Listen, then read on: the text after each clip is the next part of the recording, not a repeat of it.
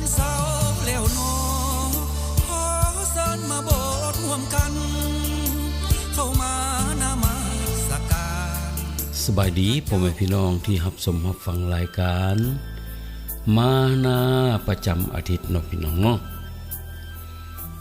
อาทิตย์นี้ก็เป็นอาทิตย์ที่3ของเดือนพฤศจิกหรือว่าเดือนโนเวมเบอร์แล้วเนาะพี่น้องเนาะอีก1เดือนก็สิ้นปีอีกแล้วเนาะพี่น้องเนาะก็ถึงปีใหม่2026ก็จะมาฮอดพี่ฮอดน้องแล้วเนาะพี่น้องเนาะจังได๋ก็ตามเนาะขอให้พี่น้องกดติดตามกด Subscribe กดไลค์กดแชร์กดกระดิ่งเพื่อข่าวประเสริฐของพระเจ้าจะได้ไปฮอดพี่ฮอดน้องผู้ที่ยังบ่เคยได้ฟังพระธรรมของพระเจ้านั้นเพื่อให้เขาเจ้าจะได้ยินได้ฟังข่าวประเสริฐของพระเจ้าเนาะพี่น้องเนาะก็เหมือนเดิมจากความเป็นห่วงเป็นใยของโบสถ์ลาวอเมริกันSeventh-day Adventist ที่เมืองฟีนิกซ์รัฐอาริโซนาเนาะพี่น้องเนาะก็ยังเป็นห่วงพี่เป็นน้องคือเก่าก็นำเอาพระคำของพระเจ้านี่แหละพี่น้องมาฝากพี่ฝากน้องฮอดบ้านฮอดเรือนคือเก่าเนาะพี่น้องเนาะจากความฮักของโบสถ์ลาวอเมริกันSeventh-day Adventist ที่เมืองฟีนิกซ์รัฐอาริโซนานี้ฮักและเป็นห่วงพี่น้องทุกท่านเนาะพี่น้องเนาะมื้อนี้ทางรายการจะนำเอาพระธรรมลูกาบทที่21ข้อที่1ถึงข้อที่4นี้มาศึกษาร่วมกับพี่น้องเนาะพี่น้องเนาะพระธรรมลูกาบทที่21ข้อที่1ถึงข้อที่4นี้เพิ่นได้มีหัวข้อว่าเงินถวายของแม่ใหม่พระธรรมลูกาบทที่21ข้อที่1ถึงข้อที่4เพิ่นได้เว้าว่าเมื่อพระองค์เงยหน้าขึ้นก็ได้เห็นบรรดาคนหั่งมีกำลังป้อนเงินลงธงหีบถวายและพระองค์ก็ได้เห็นแม่ไม้ที่ยากจนอีกคนหนึ่งกำลังป้อนเงิน2 อัฐทองแดงลงในหีบนั้นเหมือนกันพระองค์กล่าวว่าเฮาบอกเจ้าทั้งหลายตามความจริงว่าหญิงไม้ที่ยากจนในคนนี้ได้ป้อนเงินลงหลายกว่าคนใดๆทั้งหมดเพราะคนอื่นนั้นได้เอาเงินที่พวกเขาเหลือใส่มาป้อนลงแต่หญิงคนนี้ถึงแม้ว่านางยากจนที่สุดก็ตามก็เอาเงินที่ตนมีอยู่สำหรับเลี้ยงชีวิตนั้นป้อนลงจนหมดเอเมนเนาะพี่น้องเนาะอันนี้พระคำบทนี้เพิ่นได้หมายความว่าเงินถวายของแม่ไม้2 เหรียญทองแดงนี้เป็นหยังจึงมีค่าหลายกว่าเศรษฐีที่เอาเงินมาป้อนลงนั้นเนาะหญิงไม้คนนี้ถึงแม้ว่าเราจะมีแค่2 เหรียญทองแดงนั้นเราก็ได้มอบให้พระเจ้าด้วยความเต็มใจเงิน2 เหรียญที่เรามีนั้นเพื่อเลี้ยงชีวิตของเราก็ได้มอบให้พระเจ้าด้วยความเต็มใจเนาะพี่น้องเนาะบ่เหมือนกับเศรษฐีที่มีเงินอย่างหลวงหลายแล้วเอาเงินเหลือใส่มาถวายให้พระเยซูเนาะพี่น้องเนาะฉะนั้นเฮาถวายเกียรติแก่พระเจ้าเฮามาร้องเพลงสรรเสริญให้พระเจ้าถวายเกียรติแก่พระเจ้าในวันนมัสการนั้นเฮาจงร้องด้วยความเต็มใจเฮามานมัสการพระเจ้าเฮาจงมาด้วยความเต็มใจบ่แม่นว่ามาให้แล้วมือแล้ววันฮอดวันเสาร์เด้มานมัสการพอแล้วมือแล้ววันไปแล้วก็แล้วจงอย่าลืมว่าเฮามาหาพระเจ้าเฮามาสรรเสริญพระเจ้าเฮามาขอพรจากพระเจ้าวันสะบาโตเป็นวันที่พระเจ้าพร้อมที่จะเปิดท้องฟ้าเทพระพรให้ทุกคนลูกของพระองค์ทุกคนที่ทูลขอจะได้รับพรจากพระองค์เนาะในวันสะบาโตซึ่งเป็นวันศักดิ์สิทธิ์ที่พระองค์ได้ตั้งไว้เนาะพี่น้องเนาะฉะนั้นขอให้ทุกคนจงหันหน้าเข้ามาหาพระเจ้าเนาะพี่น้องเนาะจงมารู้จักพระเจ้าพระเจ้าต้องการหยังจากเฮาต้องการหยังพระเจ้าจากพระเจ้าทูลขอกับพระเจ้า จงเข้าใจว่าพระเจ้าทรงเป็นความฮักผู้ที่รู้จักความฮักคือผู้ที่รู้จักพระเจ้าผู้ที่รู้จักพระเจ้า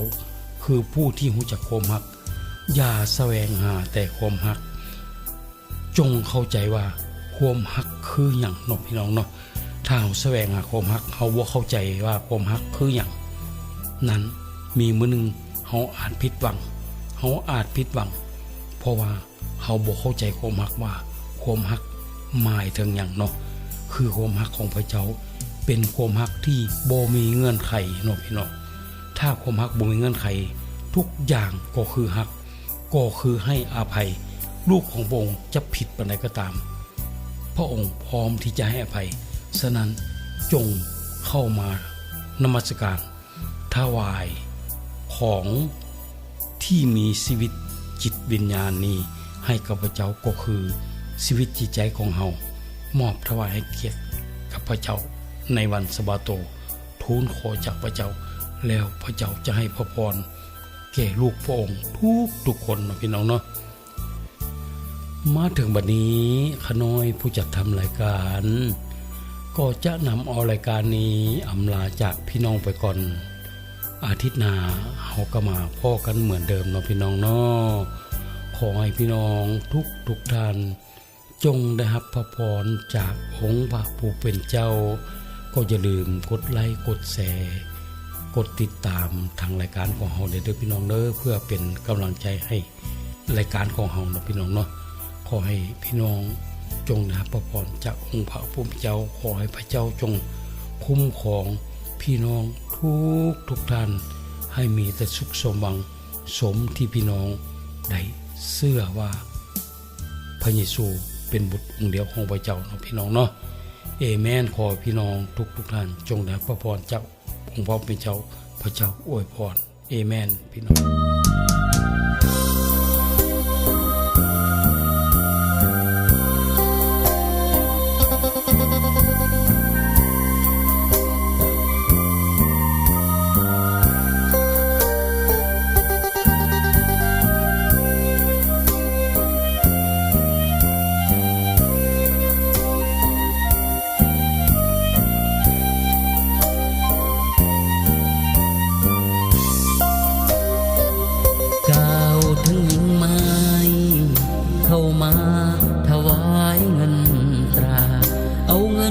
2 เหรียญนั้นมา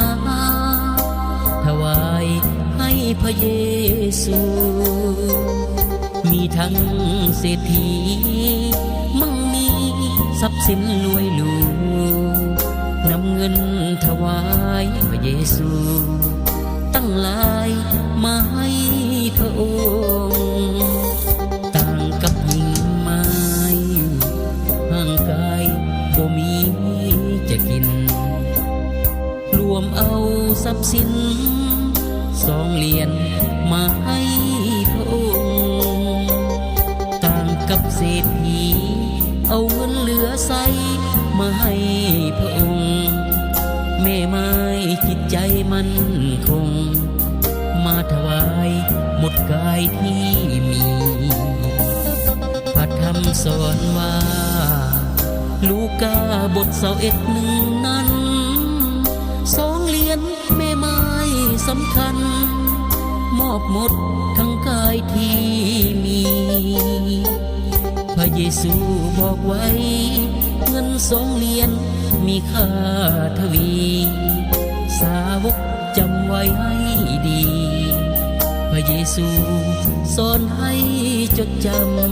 ำเรื่องของแม่ไม้สอนให้พวกเราหูว่าถวายเงินตราจงถวายด้วยใจยินดีพระองค์นั้นพร้อมให้พรหลายเท่าทวีพี่น้องจำไว้ให้ดีพระคัมภีร์คือบทเรียนสอนใจ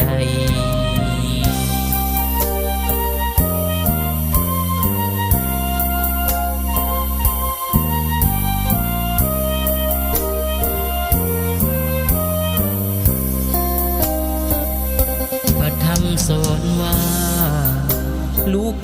บท21นั้น2 เหรียญแม่ไม้สำคัญมอบหมดทั้งกายที่มีพระเยซูบอกไว้เงิน2 เหรียญมีค่าทวีสาวกจำไว้ให้ดีพระเยซูสอนให้จดจำเรื่องของแม่ไม้สอนให้พวกเราว่าถวายเงินตราจงถวายด้วยใจยินดีพระองค์นั้นพร้อมให้พรหลายเท่าทวีพี่น้องจำไว้ให้ดีพระคัมภีร์คือบทเรียนสอน